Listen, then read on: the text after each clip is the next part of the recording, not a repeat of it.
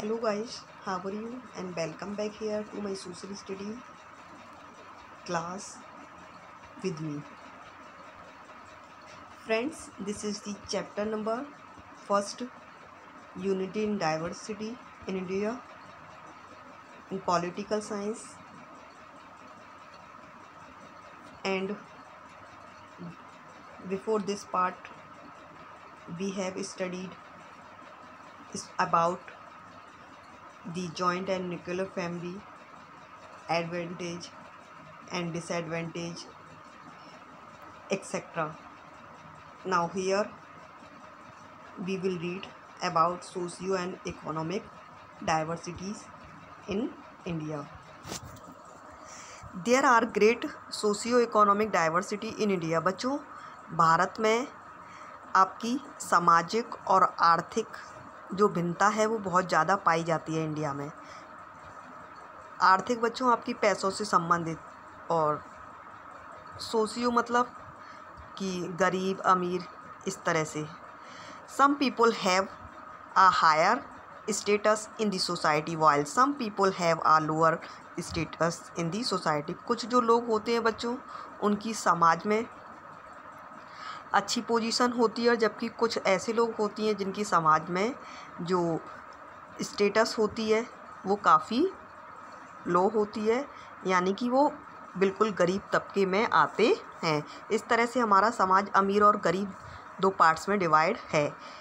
It is also based on the economic disparity, और इस तरह से जो हमारा समाज अमीर और गरीब तबकों में डिवाइड है उसे बच्चों हम आर्थिक विभिन्नता के नाम से जानते हैं। About 1/4 our population is still living below poverty line. बच्चों, हमारी टोटल पॉपुलेशन में से 1/4 जो पॉपुलेशन है वो आपकी गरीबी लाइन से नीचे जीवन यापन करती है, गरीबी रेखा से नीचे जीती है। कितनी पॉपुलेशन? 1/4।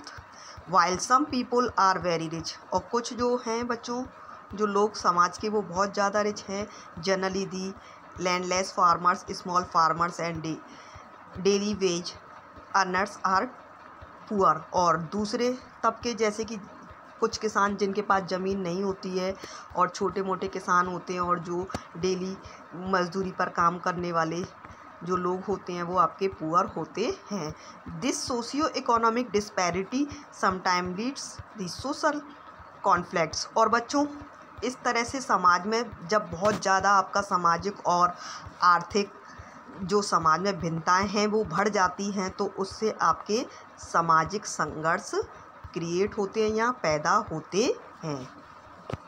जब समाज में बहुत ज़्यादा सामाजिक और आर्थिक जो है विभिन्नता लोगों के बीच में बढ़ जाती है, अमीर और गरीबों के बीच में, तो फिर आपके संघर्ष पैदा होने लगते हैं। Since independence the government has launched barriers poverty alleviation programmes in the rural as well as the urban area. और बच्चों, स्वतंत्रता प्राप्ति के बाद जब इंडिया ने अपनी फ्रीडम गॉट कर ली थी, उसके बाद से ही जो सरकार थी इंडिया की, उन्होंने गरीबों के वेलफेयर के लिए, चाहे वो गांव हो चाहे अर्बन एरिया हो, आपके कस्बे हों, वहाँ पर बहुत सारे प्रोग्राम जो थे वो चलाने और पॉलिसीज़ जो थी वो चलाने शुरू कर दिए थे। Religious and caste diversity. बच्चों, आपकी अमीर जो समाज है वो अमीर और गरीब तबके में बंटने के अलावा हमारे भारत में धर्म के बीच बहुत ज़्यादा विभिन्नताएं पाई जाती हैं, और भारत में तरह तरह की जो कास्ट हैं वो भी पाई जाती हैं। There are great religious and caste diversity in India. Bharat में धर्म को लेकर बहुत ज़्यादा विभिन्नता है और कास्ट को लेकर भी, यानी कि अलग अलग धर्मों को मानने वाले लोग रहते हैं यहाँ पर, और भिन्न भिन्न जातियों से वो संबंधित होते हैं। People of different religious faith such as Hinduism, Islam, Christianities, Sikhism, Buddhism, Jainism and Zoroastrianism live in India. और बच्चों, लोग जो कि अलग अलग धर्म को मानते हैं, जैसे कि मैंने बताया था, हिंदू धर्म को, इस्लाम धर्म को, ईसाई धर्म को, सिख धर्म को, बौद्ध धर्म को और आपके पारसी धर्म को जो लोग मानते हैं, अलग अलग धर्म को, वो सभी तरह के लोग भारत में रहते हैं। Some religious such as Hinduism, Sikhism, Buddhism and Jainism organised in India. और कुछ बच्चों आपके धर्म, कुछ धर्म जैसे आपका हिंदू धर्म, सिख धर्म, बुद्धिज्म और जैन धर्म जो है बच्चों, वो आपका इंडिया में ही ऑर्गेनाइज हुआ, पता है ना। जैसे कि बुद्धिज्म जो आपका धर्म है, बौद्ध धर्म, वो महात्मा बुद्ध ने शुरू किया था, और जैन धर्म जो है बच्चों, वो आपका महावीर स्वामी ने। But some religious such as Islam, Christianity and Zoroastrianism were brought to India by foreigners. लेकिन कुछ धर्म जो कि आपके जैसे इस्लाम धर्म हुआ, ईसाई धर्म हुआ और पारसी धर्म हुआ, ये भारत में लाए गए थे, जो आपके विदेशी आए थे पुराने समय में उनके द्वारा, और व्यापारी वगैरह। This religious diversity sometime creates communal tension. और इस तरह से बच्चों ये धार्मिक विभिन्नता जो है वो कभी कभी जो विभिन्न धर्मों को मानने वाले लोग हैं, अलग अलग संप्रदाय के जो लोग हैं, उनके बीच तनाव की स्थिति को क्रिएट करती है, जब उनके विचार आपस में नहीं मिल पाते हैं तब। Keeping this religious diversity in mind, our constitution maker declare India a secular state, which means that there will be no official religion of state, that there will be no discrimination on the basis of religious.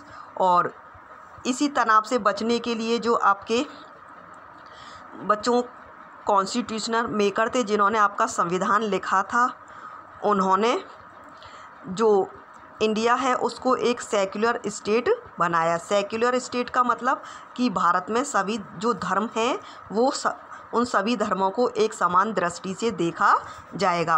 और इसका मतलब है, secular state का मतलब बच्चों और ये भी है कि सरकार का जिसके भी हाथ में पावर होगी, उस सरकार का वो सरकार किसी एक धर्म को राजधर्म घोषित नहीं करेगी, और वो धर्म के आधार पर किसी भी मतलब कम्युनिटी से या लोगों से भेदभाव नहीं करेगी। ये था सेक्युलर स्टेट का मतलब।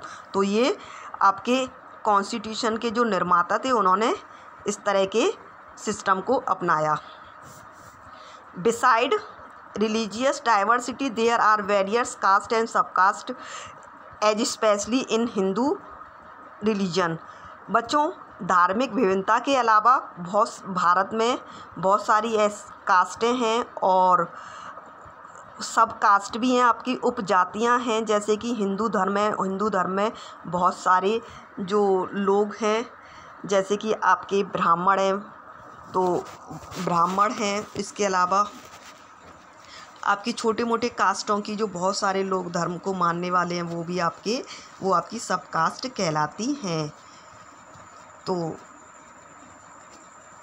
The present caste system in India has its organ in the division of the society into 4 one during the वैदिक एज। बच्चों जो आज का हमारे समाज में हम जो इंडिया में जो कास्ट सिस्टम देखते हैं, उसकी जो उत्पत्ति हुई थी वो आपकी वैदिक एज में हुई थी, यानी कि प्राचीन काल में हुई थी। और उस समय जो समाज था वो आपके वर्ण व्यवस्था पर आधारित था। वर्ण व्यवस्था पर बच्चों कैसे कि जो पूरा समाज था वो 4 पार्ट्स में आपका डिवाइड था। ब्राह्मण, क्षत्रिय, मतलब 4 वर्णों में डिवाइड था। ब्राह्मण, क्षत्रिय, वैश्य और शूद्र। कि जो ब्राह्मण होगा वो श्रेष्ठ काम करेगा या पूजा पाठ, और जो क्षत्रिय होगा उसके भी मतलब उसका जो काम था वो लड़ना बताया गया था और युद्ध करना इस तरह से। और जो वैश्य थे उनको ट्रेड वगैरह करना, और शूद्र थे वो इन सबकी सेवा करना। तो उसी के आधार पर हमारा बाद में जो समाज था वो डिवाइड होता चला गया, और हिंदुओं में ही बहुत सारी सब कास्टों का उदय होता गया। नेक्स्ट बच्चों, the division of society into higher caste and the lower caste is a setback to national integrity. और बच्चों, जब समाज को उच्च जाति और निम्न जाति के आधार पर बांट दिया जाता है तो जो राष्ट्र है उसकी एकता जो है वो खंडित होती है। However gradually the concept of higher caste and lower caste is going its significance. बाद में बच्चों धीरे धीरे हम देखते हैं शहर वगैरह में तो हायर कास्ट और लोअर कास्ट का जो सिस्टम है वो ख़त्म होता जा रहा है, और जो आपके जाति पर आधारित जो डिस्क्रिमिनेशन जो लोगों का होता था अब उस पर भी सरकार द्वारा बैन लगा दिया गया है। बच्चों, ये यहाँ पर आपके फैक्ट्स दिए हैं, इनको we read it. The two most significant ideals of the constitution of India are socialism and secularism. बच्चों, हमारे जो संविधान है, हमारा जो कॉन्स्टिट्यूशन है, उसके दो मोस्ट महत्वपूर्ण आइडिया जो हैं वो ये है कि जो हमारा इंडिया है, जो कॉन्स्टिट्यूशन है उसमें आपकी सेक्युलरिज्म की बात की गई है और सोशलिज्म। सेक्युलरिज्म सभी धर्मों को एक समान, और सोशलिज्म मतलब सभी लोगों के बीच एक समानता हो, so that the gap between the rich and poor may be reduce, ताकि जो अमीर और गरीब का फ़र्क है उसे ख़त्म किया जाए। And people of all religious faith can be amicably, और हर धर्म को मानने वाले जो लोग हैं वो एक साथ मित्रवत रहें। नेक्स्ट बच्चों, लिंग्विस्टिक डाइवर्सिटी, यानी कि भाषा के आधार पर विभिन्नता। आपने तो देखा है कि the different part of India, Bharat के अलग अलग पार्ट में है ना, अलग अलग तरह के जो लोग हैं वो डिफरेंट टाइप की लैंग्वेज बोलते हैं। जैसे तमिल लोग आपकी तमिल बोलते हैं, कन्नड़ जो कि कर्नाटक वगैरह में जो लोग रहते हैं वो कन्नड़ बोलते हैं, और नॉर्थ इंडिया के आपकी बहुत सारी लैंग्वेज बोलते हैं, जैसे हिंदी भी बोलते हैं, और जो उनकी खुद की जो रीजनल लैंग्वेज होती हैं वो। तो हमारे इंडिया में भाषा के आधार पर भी बहुत ज़्यादा अंतर है या भिन्नताएँ हैं। After independence the reorganisation of state in India was mainly based on linguistic base. स्वतंत्रता प्राप्ति के बाद बच्चों जो इंडिया था और इंडिया के जो स्टेट थे उनका फिर से उनको बनाया गया, और ये जो स्टेट बने थे वो अब भाषा के आधार पर बनाए गए। जैसे कि आपका तमिलनाडु जो स्टेट है एट प्रेजेंट बच्चों, तो उसका नाम तमिलनाडु इसलिए पड़ा क्योंकि वहाँ तमिल लैंग्वेज बोली जाती थी। और आपका जो पंजाब है उसका नाम पंजाब इसलिए पड़ा क्योंकि वहाँ पंजाबी लैंग्वेज बोली जाती थी। तो इस तरह का जो राज्यों का जो दोबारा से ऑर्गेनाइजेशन किया था बच्चों, वो आपके भाषा के आधार पर किया गया। People of different state speak different language, वही अभी कि अलग अलग स्टेट के लोग अलग अलग तरह की लैंग्वेज बोलते हैं। A particular language is also spoken in different dialect, और एक विशेष भाषा जो है बच्चों उसमें अलग अलग तरह की उपबोलियाँ होती हैं। मतलब एक भाषा की कई आपकी उपबोलियाँ होती हैं या कई भाषाएं होती हैं। इट इज़ जैसे कि अगर कहा जाए तो आपकी खड़ी बोली है वो हिंदी का ही एक पार्ट है। इस तरह से ये आपकी उपबोलियाँ कहलाती हैं जिन्हें हम डायलेक्ट्स कहते हैं। तो एक भाषा की कई सारी उपबोलियाँ हैं और जिन्हें बोला जाता है पर्टिकुलर एरिया में।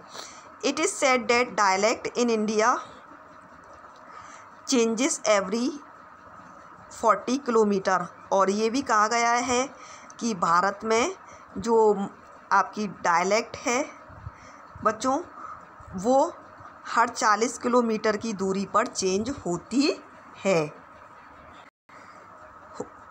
ठीक है बच्चों, जैसे कि अगर बात करें तो 40 किलोमीटर एरिया में मान लीजिए आपकी कि कोई दूसरी डायलेक्ट बोली जाती है तो 40 किलोमीटर के बाद दूसरी जो बोली है वो बोली जाएगी। कि है ना मथुरा में आपकी ब्रजभाषा बोली जाती है, और सपोज़ करो कि है ना मथुरा से आगे आपका थोड़ा हरियाणा वगैरह आ जाए तो वहाँ आपकी हरियाणवी, यहाँ ये कहें कि आगरा के आसपास के जो कुछ एरियाज़ हैं वहाँ खड़ी बोली वगैरह बोली जाती है। तो यही आपकी क्या कहलाती हैं बच्चों, डायलेक्ट्स कहलाती हैं। There are 18 language recognised by the Indian constitution as mentioned in the 8th schedule of the constitution.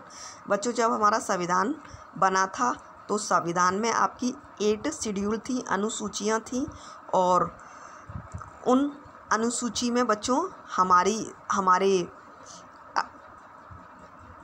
18 भाषाओं को दिखाया गया था या मेंशन किया था। मतलब हमारे भारतीय संविधान में 18 भाषाओं को मेन भाषाओं के रूप में पहचान दी गई थी। It is also mention the Hindi will be the national language. और इसमें फिर हमारे संविधान में ये भी लिखा गया था, मेंशन किया गया था कि जो हिंदी है बच्चों वो मतलब हमारी राष्ट्रभाषा होगी, because it is spoken in many state of the North India such as Uttar Pradesh, Uttarakhand, Himachal Pradesh, Bihar, Jharkhand, Rajasthan, Madhya Pradesh and Chhattisgarh. क्यों बच्चों हिंदी को नेशनल लैंग्वेज के तौर पर स्वीकार किया गया था? क्योंकि ये नॉर्थ इंडिया के बहुत सारी जगहों मतलब स्टेटों में बोली जाती थी, जिनके बारे में अभी मैंने बताया है। But in many other state they have their own language such as Bengali in West Bengal, Assamese in Assam, Oriya in Orissa. इसके अलावा बच्चों बहुत सारे स्टेट ऐसे थे जिनकी खुद की अपनी लैंग्वेज थी, जैसे कि आपकी वेस्ट बंगाल में आपकी बंगाली बोली जाती है, और उड़ीसा में उड़िया बोली जाती है, और असम में आपकी आसमीज लैंग्वेज बोली जाती है। बच्चों ये फैक्ट्स है, ज़रा पढ़ लो इसे। It is provided in the constitution of India the English shall continue to be used for the official purpose of the union. बच्चों हमारे इंडिया के कॉन्स्टिट्यूशन में ये भी प्रावधान था कि जो इंग्लिश है वो लगातार आपकी मतलब जो आपके सरकारी कामकाज होते हैं उनके लिए यूज़ होती रहेगी। कब तक बच्चों यूज़ होगी ये? 25 जनवरी 1965 तक। But a complete change over to Hindi was not practicable within the stipulated period. और बच्चों पूर्ण रूप से हिंदी को ख़त्म करना एक निर्धारित समय में ये भी लोगों ने स्वीकार नहीं किया था कि है ना हिंदी को पूरी तरह से ख़त्म कर दिया जाए और इंग्लिश को अपनाया जाए। वो चीज़ लोगों ने स्वीकार नहीं की थी। क्योंकि हिंदी जो थी वो आपकी बहुत लोगों द्वारा उस समय बोली जाती थी। Therefore English in addition to Hindi continue to be used for all official purpose. इसलिए इंग्लिश के साथ साथ हिंदी भी आपकी सरकारी काम में यूज़ की जाने लगी। दोनों को मतलब एक मान्यता प्राप्त हो गई। नेक्स्ट, मराठी इन महाराष्ट्र, तेलुगु इन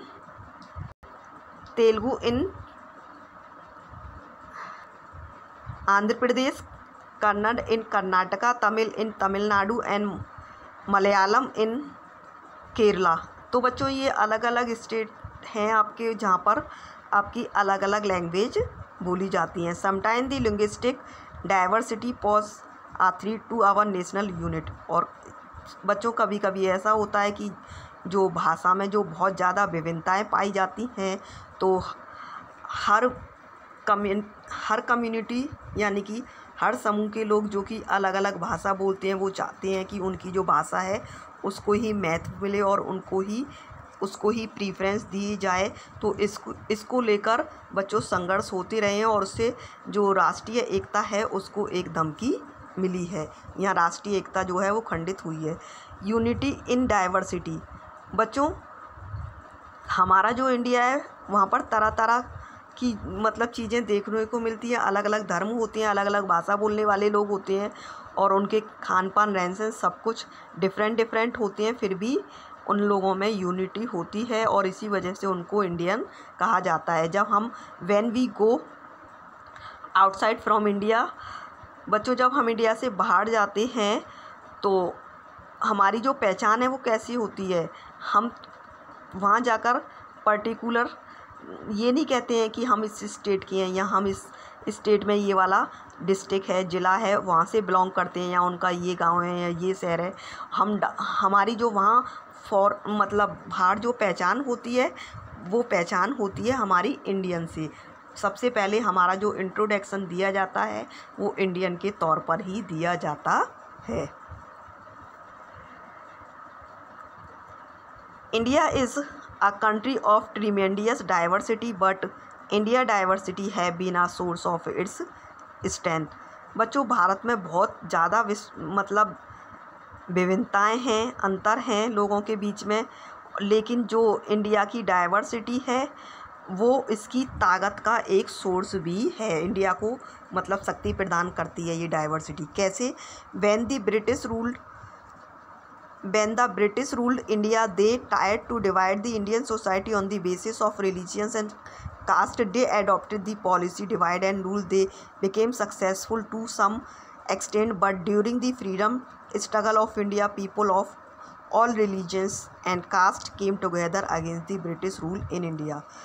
बच्चों, अंग्रेज़ों के समय, ब्रिटिशर्सों के समय जब भारत में अंग्रेज़ों का शासन था तो उन्होंने कोशिश की थी कि जो इंडिया है उसकी यूनिटी को मतलब खंडित कर दिया जाए, लोगों को डिवाइड कर दिया जाए, और इसलिए उन्होंने भारत को डिवाइड करने के लिए एक पॉलिसी चलाई थी अंग्रेज़ों ने, जिसका नाम था डिवाइड एंड रूल। मतलब इनको डिवाइड करो और फिर शासन करो। क्यों? क्योंकि इनको जब अलग कर देंगे तो एक पर्टिकुलर एरिया में कंट्रोल करना या शासन करना उनके लिए आसान हो जाएगा। तो उन्होंने इस तरह की नीति अपनाई थी। एक आपका गवर्नर जनरल था लॉर्ड डलहौजी, उसने ही इस तरह की पॉलिसी अपनाई थी।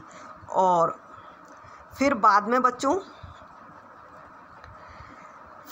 इसका विरोध करने के लिए जब उन्होंने इस तरह का मतलब लोगों पर जोर जबरदस्ती करना शुरू किया तो बहुत सारे लोग जो कि अलग अलग धर्म को मानने वाले थे, अलग अलग स्टेट के थे, वो एक साथ आए और उन्होंने भारत को फ्री कराने के लिए मतलब बहुत सारे संघर्ष किए या आंदोलन किए।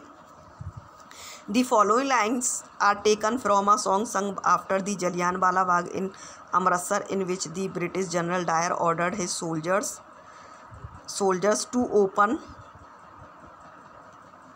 to open fire on a large group of unarmed, peaceful people, killing many and wounding even more. Men and women, Hindu, Sikh, Muslim, rich and poor had gathered to protest against the British. This song was composed and sung in honor of the memory of those brave people. बच्चों, नीचे एक song बताया गया है जो कि आपकी जलियांवाला बाग जो हत्याकांड हुआ था अमृतसर में, उस समय ये गाया गया था उनकी याद में, लोगों की में। और ये जो हत्याकांड था वो आपका जनरल डायर जो कि एक ब्रिटिश अधिकारी था उसके कहने पर किया गया था। उसने अपनी सेना को ऑर्डर दिया था। क्योंकि एक सभा हो रही थी एक आपके जलियांवाले बाग में, वहाँ पर एक सभा हो रही थी लोगों की, और वहाँ पर ही वो पहुँच गया था और वहाँ अपने सोल्जर्स को उसने ऑर्डर दे दिया लोगों पर गोली चलाने का।